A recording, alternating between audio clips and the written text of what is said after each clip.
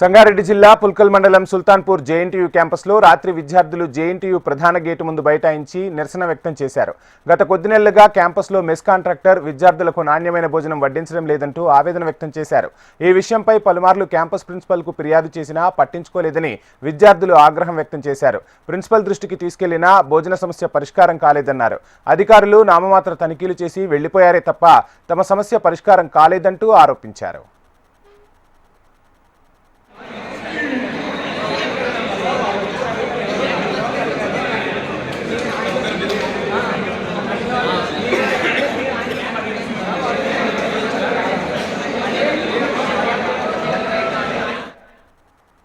రాష్ట్ర వైద్య ఆరోగ్య శాఖ మంత్రి దామోదర రాజనరసింహ ఆదేశాలతో ఫుడ్ సేఫ్టీ ఎన్ఫోర్స్మెంట్ టీం అధికారులు క్యాంపస్లో ఫుడ్ తనిఖీలు నిర్వహించి ఇక్కడున్న సిబ్బంది తీరు మారలేదని మండిపడ్డారు. క్యాంపస్లో నాణ్యమైన భోజనం వడ్డించకపోవడంతో ఆ భోజనం తినలేక ఖాళీ కడుపులతో పస్తులుంటున్నామంటూ విద్యార్థులు ఆవేదన వ్యక్తం చేశారు. సరైన భోజనం లేక తమ చదువులపై దృష్టిని సారించలేకపోతున్నామని విద్యార్థులు తెలిపారు. ఈ సందర్భంగా విద్యార్థులకు తమకు న్యాయం చేయాలని నినాదాలు చేస్తూ ధర్నా నిర్వహించారు.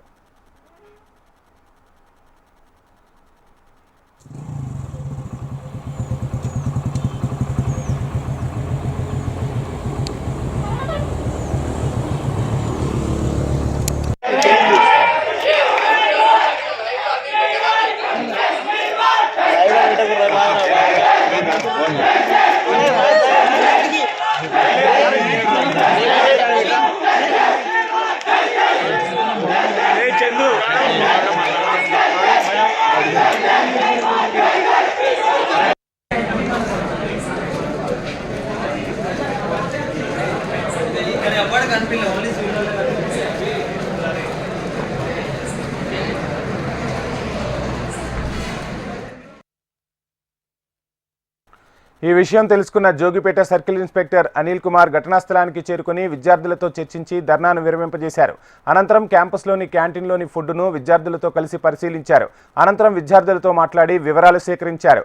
ఈ విషయాన్ని ఉన్నతాధికారుల దృష్టికి తీసుకువెళ్లి సమస్యను పరిష్కరించే విధంగా చర్యలు తీసుకుంటామని విద్యార్థులకు హామీ ఇచ్చారు.